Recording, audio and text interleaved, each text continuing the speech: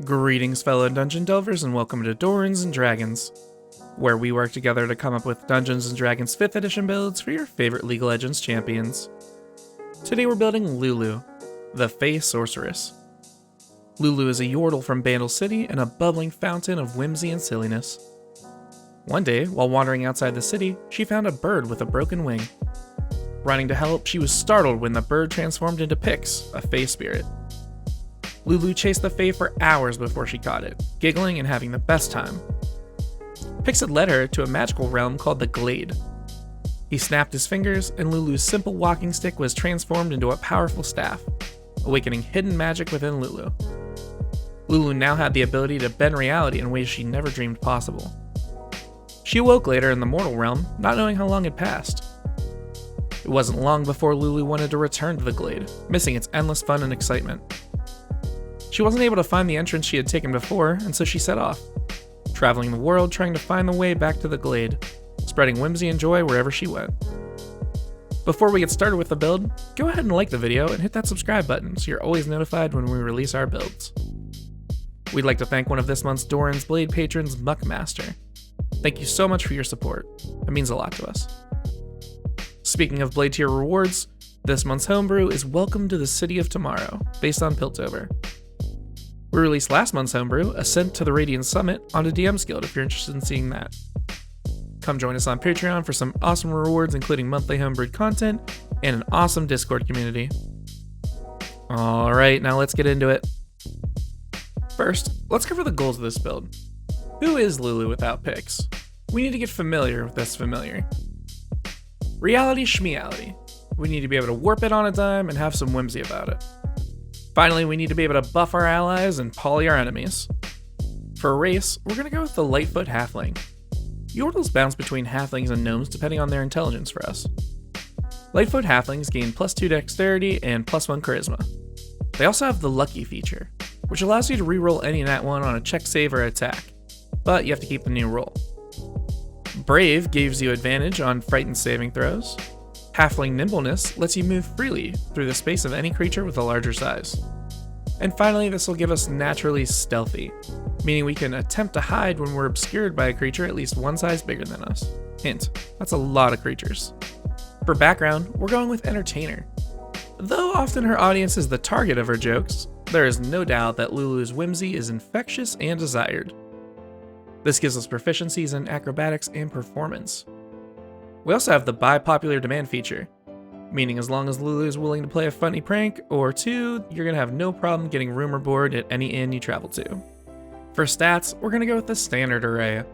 Roll if you want to, just have Pix distract everyone while you nudge those 1s into 6s. Also remember to keep at least a 13 in your charisma for multi-classing purposes. Charisma is obviously going to be our opening stat. Lulu's charm is infectious, and her whimsy is sure to lull you into a false sense of safety with her. After that, we'll go with Dexterity. Lulu has quick wits and quick hands. Wisdom is next. Spending so much time in the Glade has rubbed off on her quite a bit. Then we'll pick up some Intelligence. Lulu may be silly, but she's no dummy. Our average score is going to be our Constitution. Lulu is pretty squishy, especially without her ult.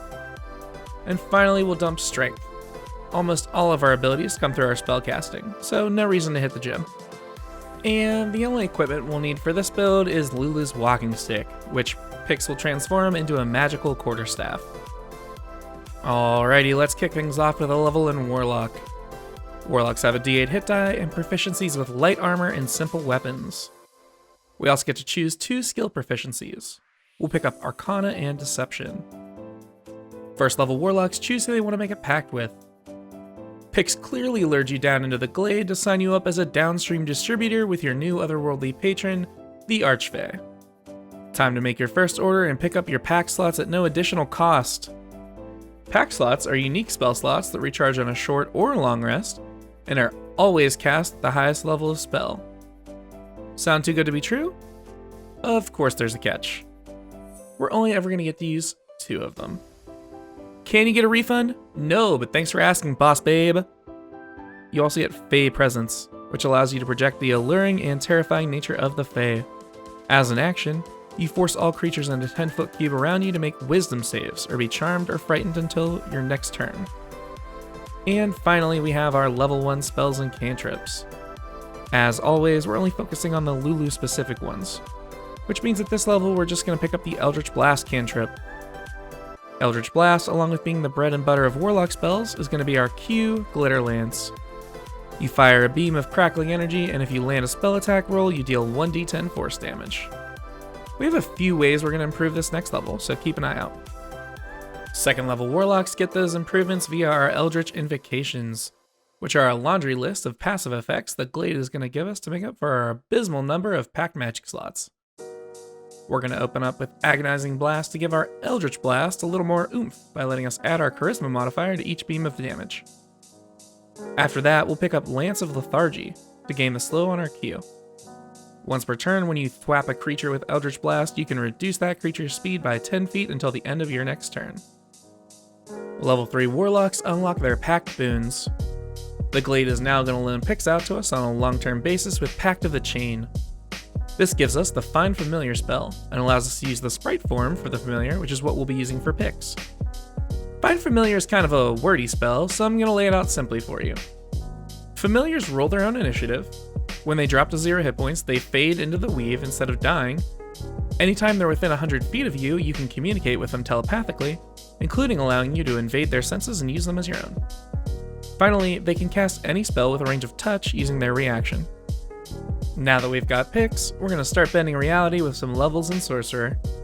Sorcerers only have a d6 hit die, so we're heading to Squishy Town from here on out. We don't get any proficiencies here, thanks to multiclassing. We do choose our Sorceress origin though, and we're going to go with the magic awakened in us by the Glade, Wild Magic. Wild Magic gives us 2 features to enhance our reality bending abilities. Wild Magic Surge is the quintessential Lulu feature. Anytime you cast a first level sorcerer spell or higher, you goad your DM into possibly making you roll a d100 and consult the Wild Magic Surge table. I'm not going to list out all the possible results. I will say one of them is definitely tasting purple for a few minutes though. You also get Tides of Chaos, which allows you to give yourself advantage on any attack, check, or save once per long rest, or once per Wild Magic Surge. We also get to choose some sorcerer spells and cantrips. We're going to pick up our E, Help Picks, with Shocking Grasp. This allows Picks to fly over and zap a creature for 1d8 lightning, and disables their reactions until next turn as long as we nail the spell attack roll. Second level Sorcerers gain Font of Magic. This gives Lulu a pool of sorcery points to use to better manipulate her wild magic via Metamagic, as well as in a way to exchange our spell and pack slots for these points, and vice versa. Level 3 Sorcerers unlock Metamagic. Like we touched on last level, Metamagic are abilities that manipulate your spells at the cost of your sorcery points. We get 2 choices here, and we'll unlock 2 more in later levels. Quicken Spell allows us to dump 2 sorcery points to cast any single action spell as a bonus action instead, allowing us to cast any leveled spell and a cantrip, or 2 cantrips. Careful Spell allows us to spend a sorcery point to exclude a number of creatures equal to our Charisma mod from making a save on a spell we cast, though it would otherwise force them to make one. No friendly fire here. Lulu also picks up second level spells. We're going to pick up our ultimate, Wild Growth, with Enlarge and Reduce. Specifically Enlarge, obviously. This spell doubles the creature's size, causing an increase in size category and giving advantage on strength checks and saves. The creature's weapons also grow, granting them an additional 1d4 damage. 4th level Sorcerers unlock the first ability score improvement of the build. Luckily we have no feats for this build, so we're just going to go straight into the stat increases with a +2 to Charisma. Level 5 Sorcerers learn 3rd level spells. We're going to pick up the ally cast version of Whimsy with Haste. Haste gives a creature double speed, +2 to AC, advantage on dex saves, and the ability to take an extra action on each of their turns. Remember, if they take attack as their haste granted action, they only get 1 attack, regardless of any extra attack features. When the spell ends though, watch out for the hangover, which makes the target unable to move or take actions until the start of its next turn. 6th level Sorcerers gain Bend Luck. Anytime you see a creature make an attack, check, or save, you can burn your reaction and 2 sorcery points to roll a d4 and add or subtract the result to the creature's roll. Level 7 Sorcerers unlock 4th level spells. We'll get the enemy cast of Whimsy with the Polymorph spell. You force a wisdom save on any creature within 60 feet. If they fail, they're transformed into any beast that CR is equal to theirs or less than theirs. They are locked in this form for the duration of the spell, or if their new form drops to 0 hit points. This lasts significantly longer than League's version, so get ready to punish some fools. 8th level sorcerers get another ability score improvement. Like we said, no feats, so let's max out that charisma score with 2 more points. Dexterity, we're coming for you next. Level 9 sorcerers learn 5th level spells. Admittedly, here in the later spell levels, we're going to get away from Lulu a bit and recommend things that much more loosely than usual. We're going to take Far Step here. It lets you, as a bonus action, teleport 60 feet, and as long as you maintain concentration, you can make this bonus action again once per turn until the spell ends. 10th level sorcerers unlock another Metamagic option. We'll pick up Heightened spell here, which allows you to spend 3 sorcery points to force disadvantage on a spell you cast, saving throw it for 1 target.